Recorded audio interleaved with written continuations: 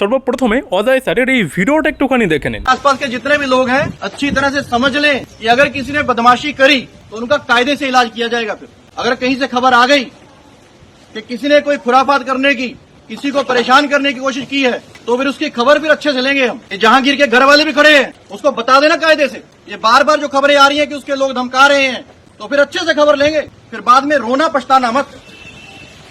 তো এই ভিডিও তো আপনারা গতকালকে সকাল থেকেই একেবারে সোশ্যাল মিডিয়া থেকে শুরু করে সমস্ত নিউজ চ্যানেলেই আপনারা দেখছেন, এবং একটার পর একটা ইনি যেভাবে মানে আর কি এলাকায় যাচ্ছে এবং এলাকা পরিদর্শন করেছে, সমস্ত এলাকার গুন্ডা মাস্তানদের না শুকিয়ে পুরো পলিথিন হয়ে গিয়েছে, ঠিক আছে। তো যে ওই যে জাহাঙ্গীরের বাড়ির সামনে গিয়ে এইরকমভাবে হুঁশিয়ারি দিয়ে এসছিল না, সেই জাহাঙ্গীর আজ বলেছে মানে নিজে কেনা পরিচয় দিচ্ছে পুষ্পা হিসেবে। তৃণমূল কংগ্রেসের নেতা কর্মীদেরকে এই ধমক চোখ দিয়ে ভয় দিকে রাখতে পারবে না।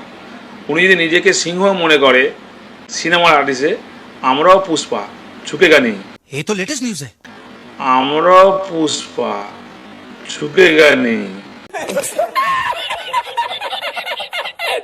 বলছি কে পুষ্পা আর কে কি দুজনে একটুখানি আমনাসামনি হয়ে যাক না, তাহলে জনগণের সামনে প্রমাণ চলে আসবে। শুধু শুধু এত মিডিয়াতে এত বড় বড় ভাষণ দিয়ে কি লাভ, আমনাসামনি হয়ে যাও। क्या बात, ये बात है।